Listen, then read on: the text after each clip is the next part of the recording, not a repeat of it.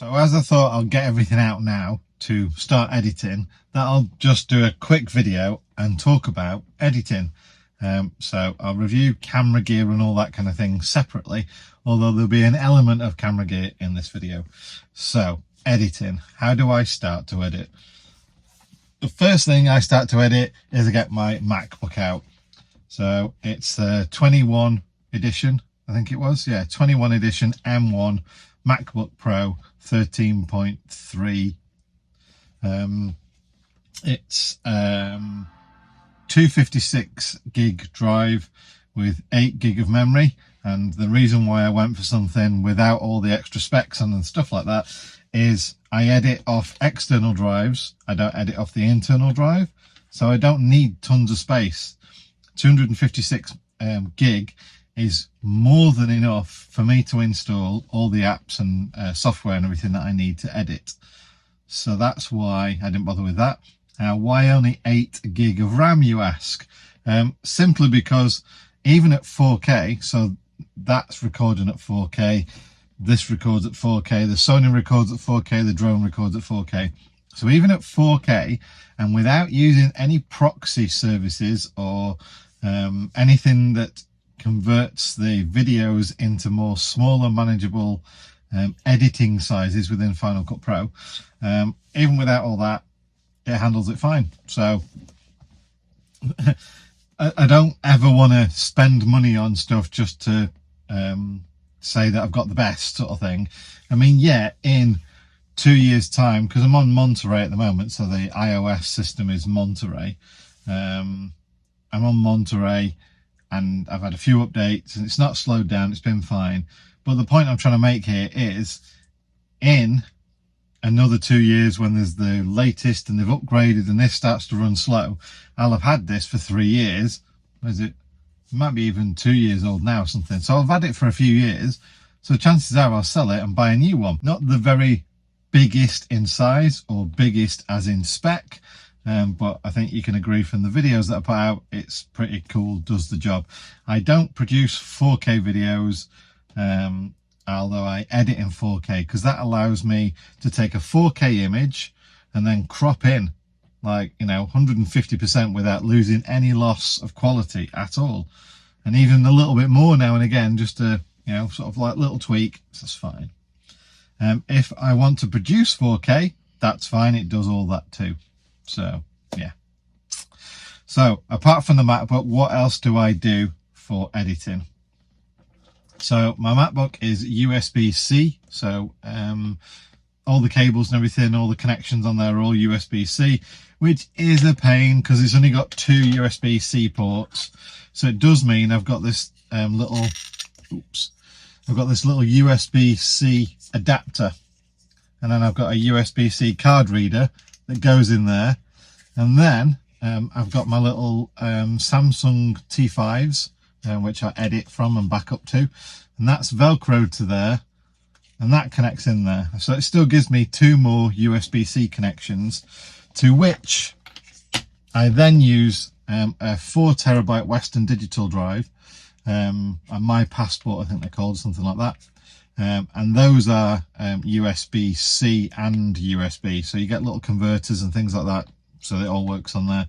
And I can even edit off this as well, it's fast enough to edit off that. But yeah, the Samsung T5 are SSD drives, and that's super fast at editing, so yeah, no problems with that at all. And then I also use my Bose noise cancelling in-ear headphones to edit with, although I don't use them on noise cancelling.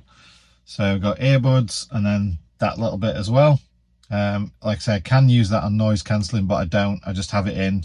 This is chargeable from micro USB, and it does cancel pretty much. So if it is really noisy or if it starts to rain heavily, then I do use the noise cancelling on there. But other than that, I don't. I just put those in here and that's it. This is all designed to be mega portable, take up minimum size. It's like right now I'm using my iPhone to record this on. I've got the Sony, but even the Sony really is a point and shoot, there's nothing really big about it. All my gear then fits in this little bag, There's a video on Gadget John all about that bag and what fits in there, so you can go check that out. Even my drone and all that fits in there too. So this is my setup. So I get the laptop out, I plug in the little external drives so I can start to then edit. So let me just log in, and then we can talk about the software that I use to edit and how I edit. So let's say the structure and the way that I edit first. So let's go into my editing drive, which is the Samsung T5, and then I have folders that help me identify what I'm doing. So in this example, I've got folders called Norway, Sweden, Sweden 2. So for example, I spent some time in Sweden, and then I went up to Nordkap and then did a bit of Norway and then came back into Sweden again. So I've got the first chunk of Sweden, Norway, and then the second chunk of Sweden. And that's how I've organized all that. And then within those folders, you'll then see each camera is listed in there. So the Osmo Action, could be my iPhone, could be the Sony, the 360, or my drone. So I know as I'm editing, right, well, I would have done that on my phone, I would have done that on the Sony, and I would have done driving shots, obviously mostly on that, unless I'm, walking around, I might use it now and again. And 360 stuff, cycling or extra different shots while I'm driving or of the van, stuff like that. And that's how I've created that aspect of how I find which clip I need when I'm building my timeline when I start to edit. Obviously you've then got each file has its date and time, so as you're building your timeline, it's therefore quite easy to pick out the right file for the date and time if you're building a sequence up, or if you've reached the end of one day and you get to the start of the next day, then you can build it all through that way as well. So let's talk about how I actually download the content now. So pretty much all my cameras have got micro SD cards in them. So for example, that one, just open the flap, pop the micro SD card out, and then I use this little adapter that then goes in the little reader that's on my USB-C multi-hub. Apart from my phone, which is an iPhone, not only because I personally believe that it's an excellent camera phone and phone in its own right and everything like that, but also, and probably as important, is the ability to take everything that I take a photo or record or anything off that camera and easily transfer it via AirDrop to my MacBook. So it literally is like a couple of minutes. I can say I can do 200 video clips, 200 images, and it takes, like 5 minutes or whatever to move that all over there. We're talking 4K stuff as well, so big files, moves it all over there. And my Sony camera is a full-size SD card, so that just fits into my little card reader as well. So that's how I get all the content off all the cameras onto my laptop. Like I say, I bring everything over first of all to the Samsung T5, which is the SSD editing drive, and I build my folder structure all there. And then I have Final Cut Pro, which is currently at some mega version. So I'm on Final Cut Pro 10.6.4 right now. And this just updates in the background. So every time there's an update due, it just updates. I also use Compressor and the Motion app as well, so that it can create all the effects, and I can tweak the effects and create my own effects, little pop-up bars and all that kind of stuff. And I use Compressor to produce the video, the end result of the video. You can save it from Final Cut to, like iPhone or something like that. It's not always the best quality, so I use Compressor because that gives me the better quality to output the video that I've made, which 99.9% of the time they get saved as well, and then they get uploaded to YouTube. So I have the originals and I have the final version, and the rest of the edit, really, I mean, it's probably another video in itself, because how I edit and how I bring the timeline up and build the timeline and build the layers and put sound in, edit sound to the beat of action, do voiceovers, adjust sound levels, adjust sound tones, like the equalizer, raise the profile of voice if I'm talking and things like that, and remove background noise. All that, I mean, that would take hours to explain that one. So that I'll probably do in another video if you are interested in it.